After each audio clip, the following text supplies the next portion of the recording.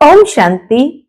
आज 26 जनवरी 2026 और आज है भारत का गणतंत्र दिवस। सभी भाई बहनों को गणतंत्र दिवस की बहुत बहुत हार्दिक शुभकामनाएं। मुबारक हो, मुबारक हो, मुबारक हो। आज बाबा के मधुर महावाक्य में भी बाबा कहते, तुम बच्चों ने बाप की महिमा तो सुनी है। बाबा की महिमा बेहद की है। ज्ञान का सागर है, शांति का सागर है, प्रेम का सागर है, पवित्रता का सागर है। तो बाबा आकर के हम बच्चों को भी ऐसा बनाते हैं। कैसे बनाते हैं? तो बाबा कहते, जैसे भक्ति मार्ग में तुम यात्रा करते हो और जब यात्रा करते हैं तो उस समय जीवन के अंदर कुछ नियम धारणाओं का पालन करते हैं। यात्रा के समय कोई भी प्रकार की छीछी चीजों का सेवन नहीं करते हैं। वैसे ही बाबा कहते, इस समय तुम बच्चे याद की यात्रा पर हो और याद की यात्रा पर रह करके तुम्हें निरंतर बाप को याद कर आत्मा को पावन बनाने का पुरुषार्थ करना है। तो सुनते हैं आज के बाबा के अनमोल मधुर महावाक्य। ओम शांति। मीठे बच्चे, तुमने आधा कल्प जिसकी भक्ति की है वही बाप खुद तुम्हें पढ़ा रहे हैं।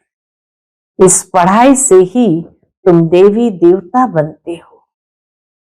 आज की मुरली से प्रश्न है, योग बल के लिफ्ट की कमाल क्या है? योग बल के लिफ्ट की कमाल क्या है? उत्तर, तुम बच्चे योग बल की लिफ्ट से सेकंड में ऊपर चढ़ जाते हो, अर्थात सेकंड में जीवन मुक्ति का वर्षा तुम्हें मिल जाता है।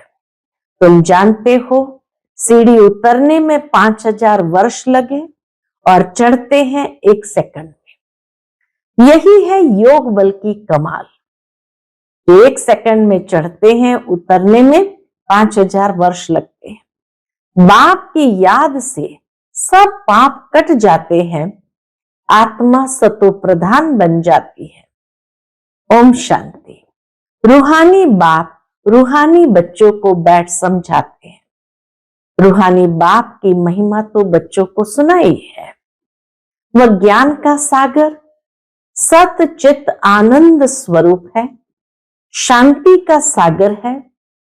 उनको सब बेहद की शिफ्टें दी जाती है। बेहद की बातों से उसका कंपैरिजन किया जाता है।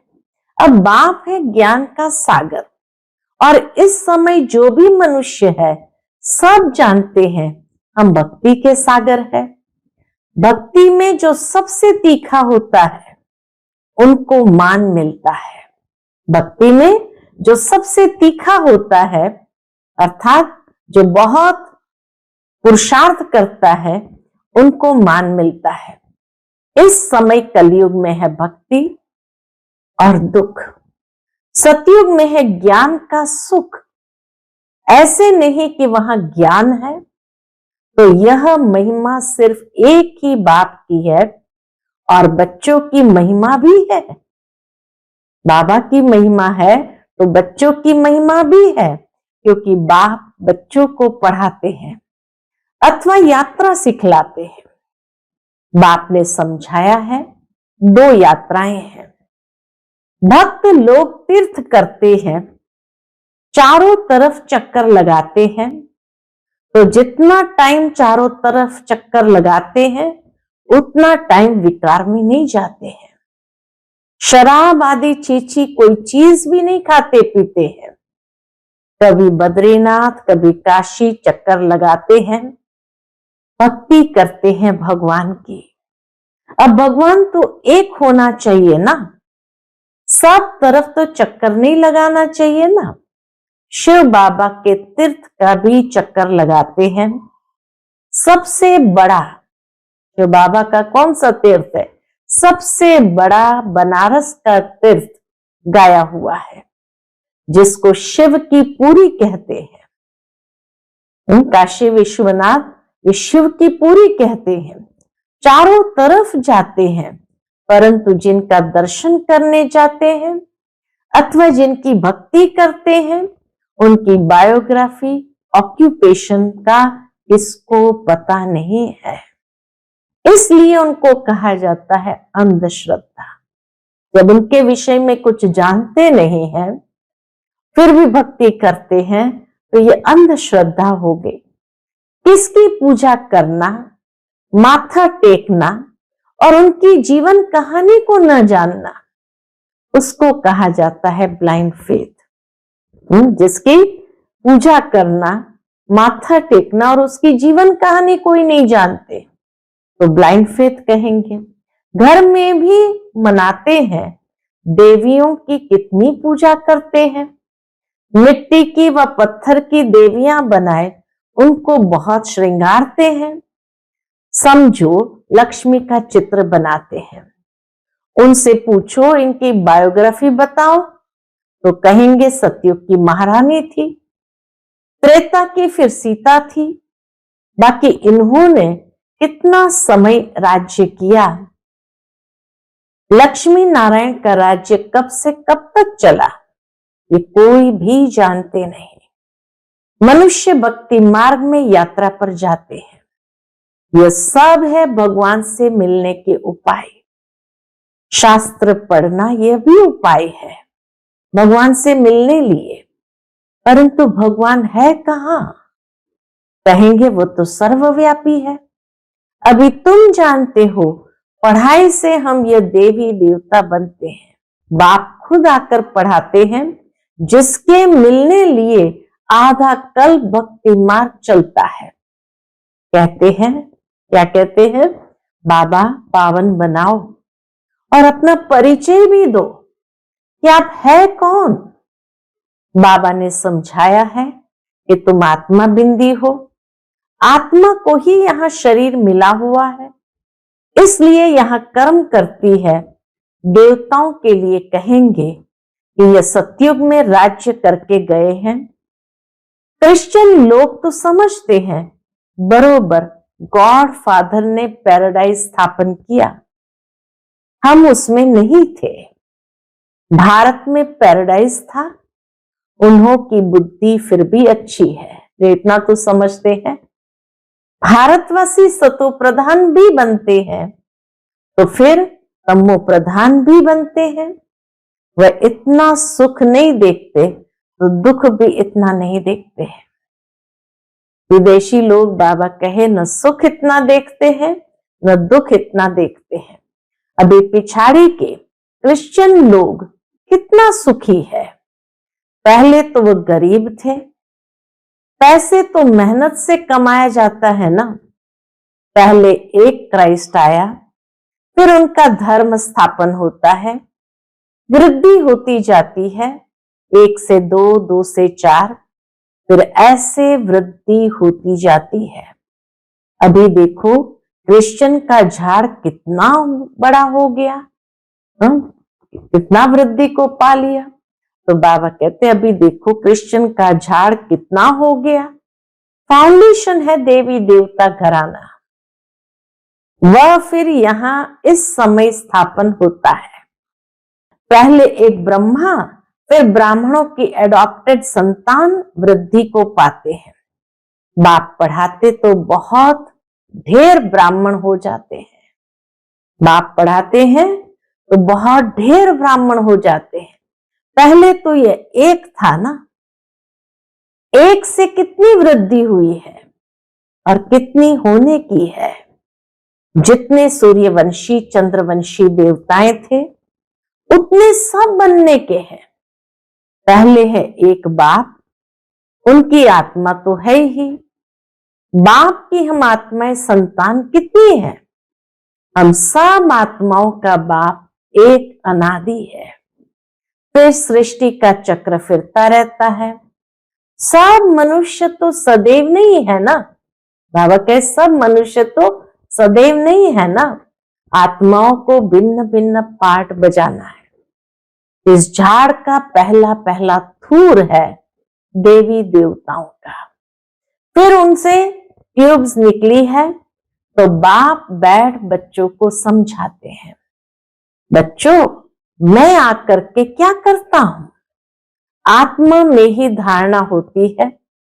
बाप बैठ सुनाते हैं मैं आया कैसे। तुम सब बच्चे जबकि पतित बने हो तो याद करते हो, सतयुग त्रेता में तो तुम सुखी थे तो याद नहीं करते थे।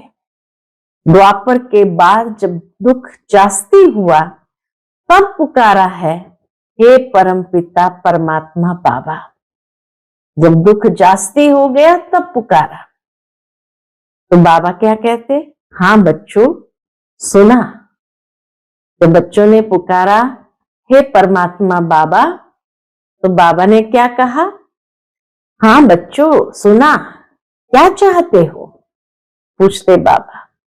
बाबा आकर पतितों को पावन बनाओ। बच्चे क्या कहते, बाबा आकर पतितों को पावन बनाओ। बाबा हम बहुत दुखी पतित है, हमको आकर पावन बनाओ, कृपा करो, आशीर्वाद करो। तो बाबा क्या कहते, तुमने मुझे पुकारा है, बाबा आकर पतितों को पावन बनाओ। पावन सतयुग को कहा जाता है, यह भी बाप खुद बैठ बतलाते हैं। तो बाबा कहते पावन बनना हो तो पावन सतयुग को कहा जाता है। ये सब बातें बाप खुद बैठ बतलाते हैं। ड्रामा के प्लान अनुसार जब संगम युग होता है, सृष्टि पुरानी होती है, तब मैं आता हूं। तुम समझते हो सन्यासी भी दो प्रकार के हैं। वह है हठयोगी, उनको राजयोगी नहीं कहा जाता। उन्हों का है हद का सन्यास, घर बार छोड़ जाए जंगल में रहते हैं, गुरुओं के फॉलोअर्स बनते हैं। गोपीचंद राजा के लिए भी एक कथा सुनाते हैं। उसने कहा तुम घर बार क्यों छोड़ते हो, कहां जाते हो। शास्त्र में बहुत कुछ कहानियां हैं। अभी तुम बीके राजाओं को भी जाकर ज्ञान और योग सिखलाते हैं। बाबा कहे अभी तुमको सबको ज्ञान और योग सिखलाना है। एक अष्टावक्र गीता भी है जिसमें दिखाते हैं राजा को वैराग्य आया, बोला हमको कोई परमात्मा से मिलाए, ढिंढोरा पिटवाया। वह यही समय है, तुम जाकर राजाओं को ज्ञान देते हो ना, बाप से मिलाने लिए। जैसे तुम मिले हो तो औरों को भी मिलाने की कोशिश करते हो। तुम कहते हो हम तुमको स्वर्ग का मालिक बनाएंगे, मुक्ति जीवन मुक्ति देंगे। फिर उनको बोलो शिव बाबा को याद करो और कोई को नहीं, सिर्फ शिव बाबा को याद करो और कोई को नहीं। तुम्हारे पास भी शुरू में बैठे बैठे एक दो को देखते ध्यान में चले जाते थे ना, बड़ा वंडर लगता था। बाप था ना इनमें, तो वह चमत्कार दिखाते थे। ब्रह्मा बाबा में शिव बाप था ना, तो वह चमत्कार दिखाते थे, सबकी रस्सी खींच लेते थे। बाप दादा इकट्ठे हो गए ना, कब्रिस्तान बनाते थे, सब बाप की याद में सो जाओ, सब ध्यान में चले जाते थे। ये सब शिव बाबा की चतुराई थी। इसको फिर कई जादू समझने लगे। यह था शिव बाबा का खेल। बाप जादूगर, सौदागर, रत्नागर है ना, धोबी भी है, सुनार भी है, वकील भी है। बाबा धोबी भी है, सुनार भी है, वकील भी है। सबको रावण की जेल से छुड़ाते हैं, उनको ही सब बुलाते हैं, हे पतित पावन, हे दूर देश के रहने वाले, हमको आकर पावन बनाओ। आओ भी पतित दुनिया में, पतित शरीर में आकर हमको पावन बनाओ। अभी तुम उनका भी अर्थ समझते हो। ये सारी बातों का बाबा कहे अभी तुम अर्थ समझते हो। बाप आकर बतलाते हैं, तुम बच्चों ने रावण के देश में हमको बुलाया है। मैं तो परमधाम में बैठा था। बाबा कहते मैं तो परमधाम में बैठा था, तुमने हमको बुलाया रावण के देश में। स्वर्ग स्थापन करने के लिए मुझे नरक रावण के देश में बुलाया कि अब सुखधाम में ले चलो। अभी तुम बच्चों को ले चलते हैं ना, अब बाबा आकर हम बच्चों को ले चलते हैं। तो यह है ड्रामा। मैंने जो तुमको राज्य दिया था वह पूरा हुआ। फिर द्वापर से रावण राज्य चला है, 5 विकारों में गिरे। उनके फिर चित्र भी है जगन्नाथपुरी में। पहले नंबर में जो था वही फिर 84 जन्म ले अब पिछाड़ी में है। फिर उनको ही पहले नंबर में जाना है। ये ब्रह्मा बैठा है, विष्णु भी बैठा है। इनका आपस में क्या कनेक्शन है दुनिया में कोई नहीं जानते। ब्रह्मा सरस्वती भी असल में सतयुग के मालिक लक्ष्मी नारायण थे। वहां पर नाम बदली हो जाता तो ब्रह्मा सरस्वती ही फिर लक्ष्मी नारायण सतयुग के मालिक थे। अभी नरक के मालिक है। अभी ये तपस्या कर रहे हैं ये लक्ष्मी नारायण बनने के लिए। दिलवाड़ा मंदिर में पूरा यादगार है। बाप भी यहां ही आए हैं, इसलिए सब लिखते भी है। आबू सर्व तीर्थों में, सब धर्मों के तीर्थों में मुख्य तीर्थ है। आबू सर्व तीर्थों में, खाली हिंदू धर्म के नहीं, सब धर्मों के तीर्थों में मुख्य तीर्थ है। क्योंकि यहां ही बाप आकर सर्व धर्मों की सदगति करते हैं। तुम शांति धाम होकर फिर स्वर्ग में जाते हो। बाकी सब शांति धाम में चले जाते हैं। वह है जड़ यादगार और यह है चैतन्य। जब तुम चैतन्य में वह बन जाएंगे तो फिर यह मंदिर आदि सब खत्म हो जाएंगे। फिर भक्ति मार्ग में ये यादगार बनाएंगे। अभी तुम स्वर्ग की स्थापना कर रहे हो। मनुष्य समझते हैं स्वर्ग ऊपर में है। अभी तुम समझते हो यही भारत स्वर्ग था, अभी नरक है। ये चक्र देखने से ही सारा ज्ञान आ जाता है। बाबा कई चक्र का चित्र देखने से ही सारा ज्ञान बुद्धि में आ जाता है। द्वापर से और धर्म आते हैं तो अभी देखो कितने धर्म है। यह है आयरन एज। अभी तुम संगम पर हो। सतयुग में जाने के लिए पुरुषार्थ करते हो। कलयुग में है सब पत्थर बुद्धि, सतयुग में है पारस बुद्धि। तुम ही पारस बुद्धि थे, तुम ही फिर पत्थर बुद्धि बने हो, फिर पारस बुद्धि बनना है। अब बाप कहते हैं तुमने हमको बुलाया है तो मैं आया हुआ हूं और तुमको कहता हूं काम को जीतो तो जगत जीत बनेंगे।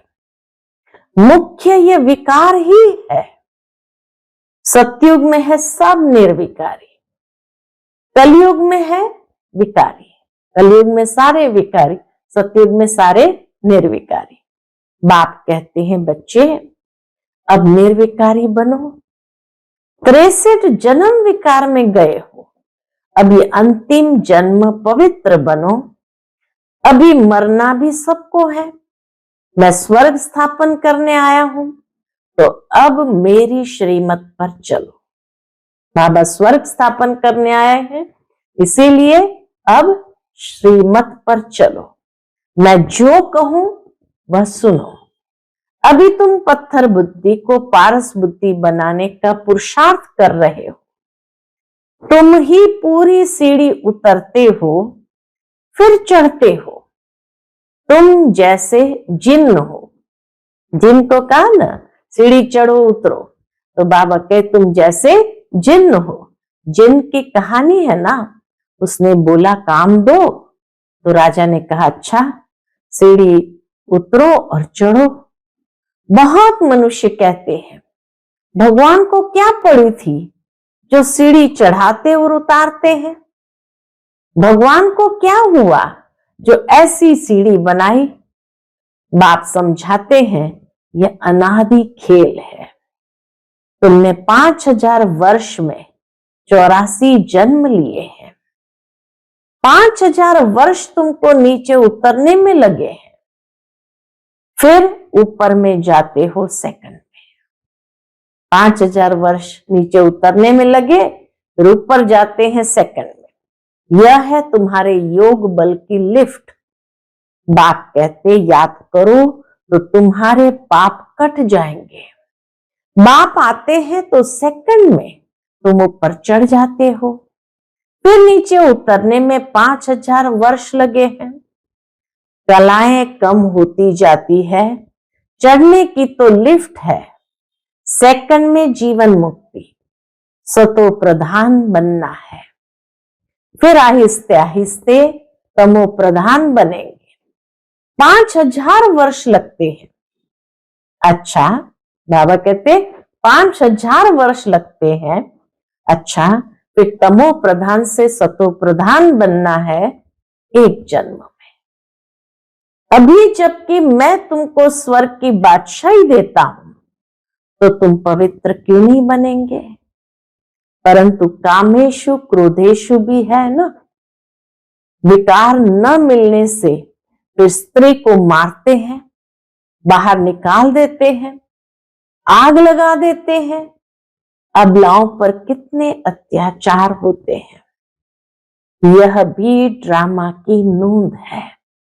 बाबा कहते यह भी ड्रामा की नूंद है।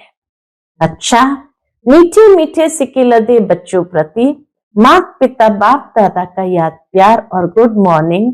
रूहानी बाप की रूहानी बच्चों को नमस्ते। हम सब रूहानी बच्चों की रूहानी माता पिता बाप दादा को याद प्यार गुड मॉर्निंग और नमस्ते नमस्ते। शुक्रिया बाबा, शुक्रिया। आज की मुरली से धारणा के लिए मुख्य सार है। पहली पॉइंट, जगत का मालिक बनने व विश्व की बादशाही लेने के लिए मुख्य काम विकार पर जीत पानी है।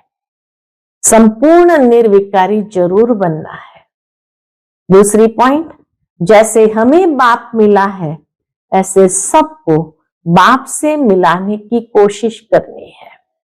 बाप की सही पहचान देनी है, सच्ची सच्ची यात्रा सिखलानी है।